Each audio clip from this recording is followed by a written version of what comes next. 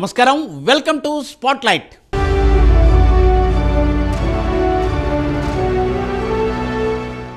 జగన్కు తన బొమ్మపై తనకే నమ్మకం లేదా? జగన్ బొమ్మతోనే 151 సీట్లు సాధించామంటూ వైసీపీ అధిష్టాన పెద్దలు గతంలో పలుమార్లు చెప్పిన మాటలు ఏమయ్యాయి? ఎందుకు అభ్యర్థులను మార్చేస్తున్నారు?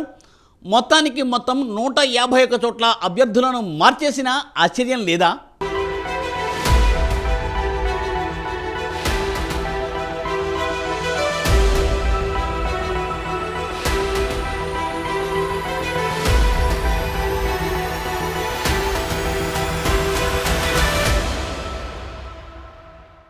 రెండు 2019 ఎన్నికల్లో 151 సీట్లతో అధికారంలోకి వచ్చిన వైసీపీకి ఇప్పుడు టెన్షన్ పట్టుకుందా అంటే అవునన్న సమాధానమే వినిపిస్తోంది.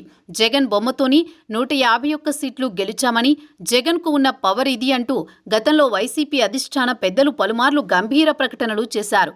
రఘురామకృష్ణంరాజు ధిక్కరించినప్పుడు సైతం జగన్ బొమ్మతో గెలిచావని, దమ్ముంటే రాజీనామా చేసి నీ బొమ్మతో గెలవాలంటూ వైసీపీ పెద్దలు రఘురామకు సవాల్ విసిరిన సంగతి తెలిసిందే. అయితే ఇప్పుడు ఎడాపెడా ఎమ్మెల్యేలను మార్చేస్తున్న జగన్ వాలకంతో ఆయన బొమ్మపై ఆయనకు నమ్మకం లేదా అన్న ప్రశ్నలు రాజకీయ వర్గాల్లో చర్చనీయాంశంగా మారాయి.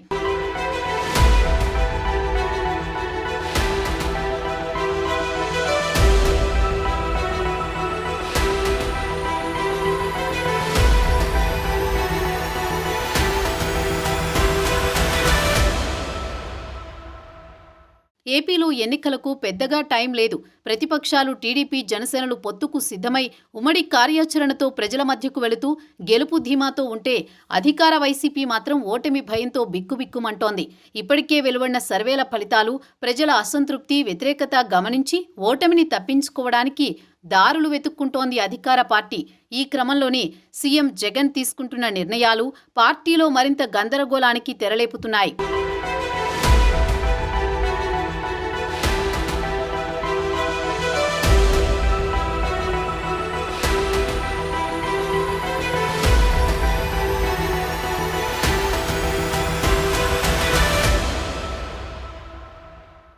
అంతో ఇంతో ప్రజా వ్యతిరేకతను తగ్గించుకోవాలన్న ఉద్దేశంతో జగన్ తీసుకుంటున్న నిర్ణయాలు పార్టీని మరింత పతనం దిశగా నడిపిస్తున్నాయని పరిశీలకులు విశ్లేషిస్తున్నారు. ఎక్కడికక్కడ అభ్యర్థులను మార్చేస్తూ జగన్ తీసుకుంటున్న నిర్ణయంతో పార్టీలో ఓ విధమైన గందరగోళ వాతావరణం ఏర్పడింది. ఇప్పటికే 3 మంత్రులు సహా 11 మంది ఎమ్మెల్యేలకు స్థానచలనం కలిగించిన జగన్ ఇప్పుడు ఆ దిశగా రెండో అడుగు వేస్తున్నారు. ఇందుకు సంబంధించిన నియోజకవర్గాలను మార్చేసే ఎమ్మెల్యేల రెండో జాబితా కూడా రెడీ చేశారని పార్టీ వర్గాలు చెబుతున్నాయి. ఈ రెండో జాబితాలో కూడా మంత్రులు సహా 45 మంది ఎమ్మెల్యేలు ఉన్నారని చెబుతున్నారు. ఇది కాకుండా మూడో జాబితా కూడా ఉంటుందని అంటున్నారు. మొత్తం మీద 90 మందికి పైగా సిట్టింగులను మార్చేయాలని జగన్ నిర్ణయించినట్లు చెబుతున్నారు. అయితే 151 స్థానాల్లో మార్పులు చేర్పులు చేసినా ఆశ్చర్యపోనక్కర్లేదన్న వాదన సైతం వినిపిస్తోంది.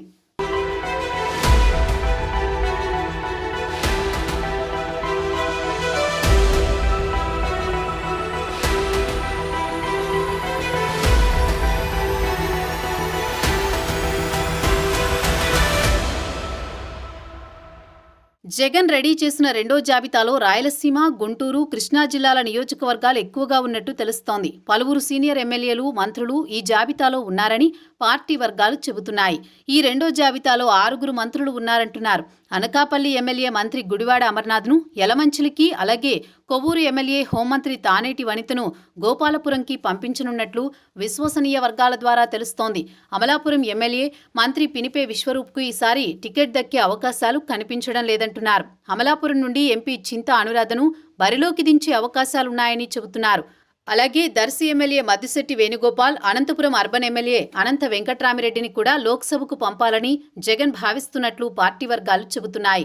Araku MLA Shetty Phalguna, Yelamanchili MLA Kannababuraju, Payakaraopeta MLA Golla Baburao, Narsipatnam MLA P Umashankar Ganesh, Prathipadu శాసనసభ్యుడు పర్వత పూర్ణచంద్ర ప్రసాద్, జగ్గంపేట ఎమ్మెల్యే జ్యోతుల చంటిబాబు, గోపాలపురం నుంచి Talari Venkatrao, Tiruvuru MLA Rakshana Nidhi, Avanigadda MLA Simhadri Ramesh Babu, Vijayawada central శాసనసభ్యుడు మల్లాది విష్ణు, పొన్నూరు ఎమ్మెల్యే కిలారి వెంకటరోసయ్య, గూడూరు ఎమ్మెల్యే వి వరప్రసాదరావులకు కూడా స్థానచలనం ఉంటుందంటున్నారు.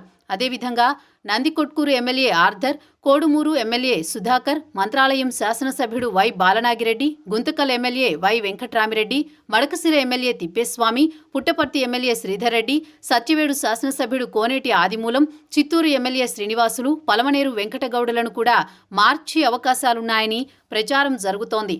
ఇక కాకినాడ ఎంపీ వంగా గీతను పిఠాపురం నుంచి పోటీ చేయించనున్నట్లు తెలుస్తోంది. అంతేకాదు మరిన్ని స్థానాల్లో అభ్యర్థులను మార్చడం ఖాయమని ప్రచారం జరుగుతోంది. అయితే కొంతమందికి స్థానచలనమైతే మరికొందరికి టికెట్ గల్లంతూ కానుందని అంటున్నారు.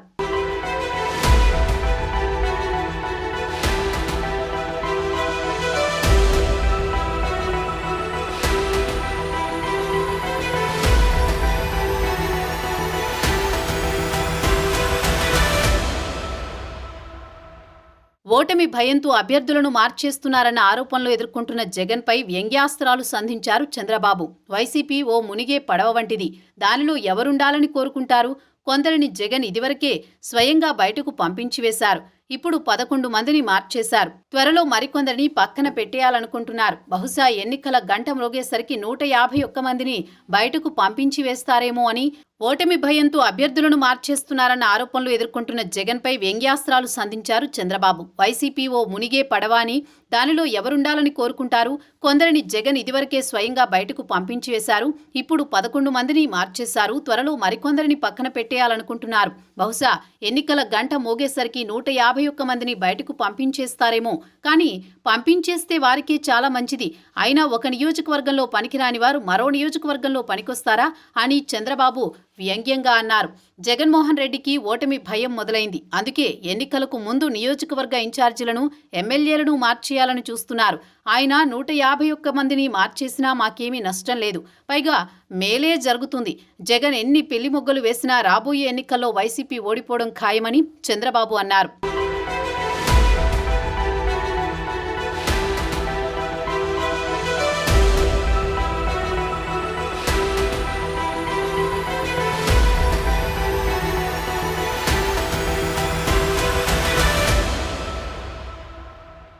తెలంగాణ బీఆర్ఎస్ పార్టీ ఓడిపోవడానికి కేసీఆర్ విధానాలే ప్రధాన కారణమని పరిశీలకులు చెబుతున్నమాట. ఆయన ఏకపక్ష నిర్ణయాలు, నిరంకుశ పోకడలే బీఆర్ఎస్ కొంపముంచాయని రాజకీయ విశ్లేషకులు ఏకగ్రీవంగా తీర్మానించి చెప్పేశారు. అచ్చం ఆయనలాగే వ్యవహరిస్తున్న ఏపీ సీఎం జగన్మోహన్ రెడ్డి వలన కూడా ఎన్నికల్లో ఇదే విధంగా దెబ్బతినే ప్రమాదం పొంచి ఉందని రాజకీయ విశ్లేషకులు హెచ్చరిస్తూనే ఉన్నారు.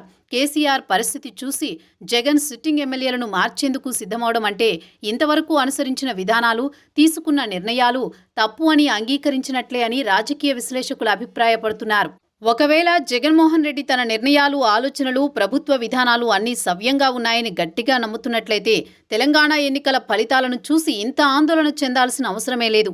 ఎప్పటిలాగే సిట్టింగ్ ఎమ్మెల్యేలతోనే ఎన్నికలకు వెళ్లి 175 సీట్లు గెలుచుకుంటామని ధీమాగా చెప్పేవారు కదా. ఆనాడు ఎమ్మెల్సీ ఎన్నికలలో ఎదురుదెబ్బ తగిలినప్పుడు కూడా 4 ఎమ్మెల్యేల్ని బయటకు పంపేశారు కదా. ముఖ్యమంత్రి విధానాలకు, నిర్ణయాలకు, వైఫల్యాలకి తన ఎమ్మెల్యేలను బలిపశువులను చేస్తున్నారని సిపిఐ నారాయణ వంటి వారు చెబుతున్న మాటలు వైసీపీ నేతల మనసులో మాటలే అనుకోవచ్చు. జగన్ ఏ ఉద్దేశంతో సిట్టింగ్ ఎమ్మెల్యేలను మార్చాలని అనుకున్నప్పటికీ దీంతో వైసీపీ నేతలలో అభద్రతాభావం మరింత పెరిగితే నష్టపోయేది వైసీపీయే. ఇంతకాలం 175 సీట్లు మేమే గెలుచుకుంటామని పదే పదే చెబుతూ ఎన్నికలకు 3 నెలల ముందు ఎమ్మెల్యేలను, నియోజకవర్గ ఇన్ఛార్జీలను మార్చడం ద్వారా ప్రజలకు కూడా తప్పుడు సంకేతాలు పంపించినట్లవుతోందని జగన్ గ్రహించినట్లు లేదు. ఎన్నికలకు ముందు టీడీపీ అధినేత చంద్రబాబుని కేసులలో ఇరికించి జైల్లో వేస్తే అవలీలగా ఎన్నికల్లో గెలవొచ్చని భావించారు. కానీ ఇప్పుడు ఎన్నికలకు ముందు వైసీపీ అధినేత తడబాటుతో టీడీపీ, జనసేనలకు సానుకూల వాతావరణం కల్పించినట్లయింది కదా. ఎన్నికల సమయంలో అప్పటికప్పుడు తీసుకునే నిర్ణయాలు అద్భుతమైన ఫలితాలు ఇవ్వచ్చు. కానీ ఎన్నికలకు 3 నెలల ముందు తీసుకునే ఇటువంటి నిర్ణయాలు మేలు కంటే కీడే ఎక్కువ చేస్తాయని ఎన్నికల తర్వాత తప్పక తెలుస్తుందని రాజకీయ విశ్లేషకులు అంటున్నారు.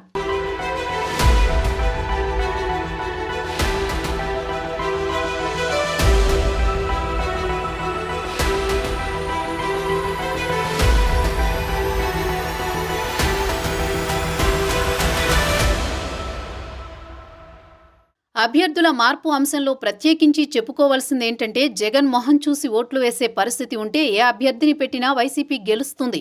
2019లో గెలిచిన 151 మంది ఎమ్మెల్యేలు కేవలం జగన్ బొమ్మతోనే గెలిచారన్న ధీమా ఇప్పుడేమైంది అంటే వైసీపీ అధిష్టానం దగ్గర సమాధానం లేదు. మరి ఇంతమందిని మార్చినా 175 సీట్లు గెలుస్తామన్న టార్గెట్ నెరవేరుతుందా లేదా అన్నది తేలాలి.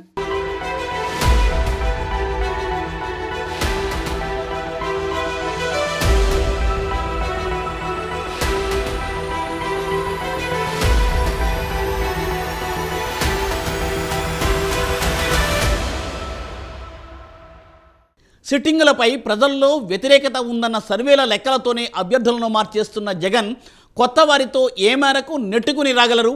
ఒకసారి వైసీపీ ఎమ్మెల్యేలపై పడిన అవినీతి ముద్రను కొత్త వారితో చెరిపేయగలరా? కొత్త అభ్యర్థులను గెలిపిస్తే పాలన బాగా చేస్తారని ప్రజలకు హామీ ఇవ్వగలరా? మరి జగన్ తీసుకుంటున్న అభ్యర్థుల మార్పు నిర్ణయం ఏ మేరకు ఫలిస్తుందో వేచి చూడాలి. స్పాట్లైట్లో స్మాల్ బ్రేక్ తీసుకుందాం.